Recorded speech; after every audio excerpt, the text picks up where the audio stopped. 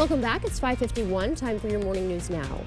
A man accused of firing 3 shots at an Onalaska apartment heads to court today. 54-year-old Kevin McDowell is charged with reckless use of a firearm after an incident just over 2 weeks ago.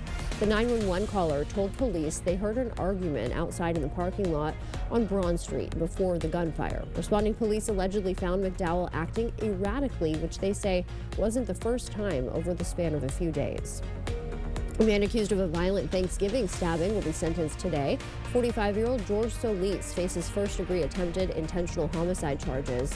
He's accused of stabbing a victim while his family watched football, then allegedly trying to stab a family member who intervened. His sentencing starts at 9 a.m. Ukrainian President Volodymyr Zelensky says his country is open to a 30-day ceasefire in its war with Russia. Following talks in Saudi Arabia, Secretary of State Marco Rubio led those discussions and will present the offer to Russia. Government officials in Canada backing down from planned surcharges on electricity sold to the U.S. after President Trump threatened to raise tariffs on Canadian steel and aluminum to 50%. The escalating trade war has brought losses on Wall Street and fears of a possible recession. And the White House passing a stopgap measure, 217 to 213, to keep the government running through September. Now it heads to the Senate, where its passage is less certain.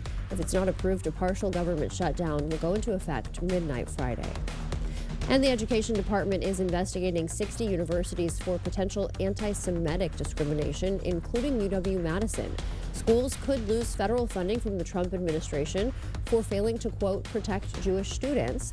Last week, Columbia University lost $400 million in grants for similar concerns. If you live in Viroqua, the school district is looking for your input. Superintendent Tom Burkhalter is preparing to leave after 5 years. Now, an online survey is asking residents what qualities they want to see in a new administrator. That is due by Friday. This comes as Viroqua schools seeking a $2.6 million referendum.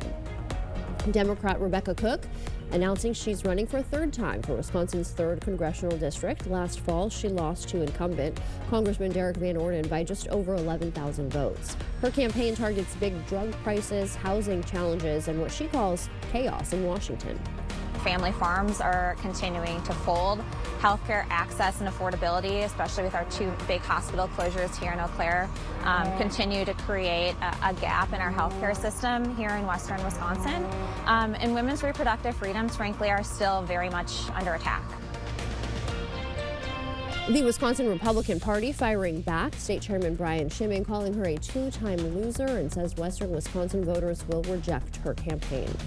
Lacrosse mayoral candidates Chris Kalo and Shondell Washington Spivey will debate tonight, hosted by the League of Women Voters. That'll start at 6 p.m. on UWL's campus. Audience questions are welcome. You can find more info on the League of Women Voters website.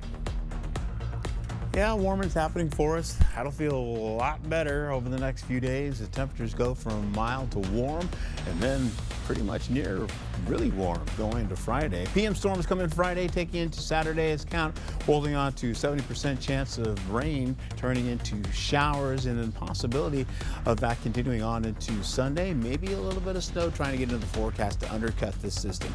More about that when I come back in the next hour.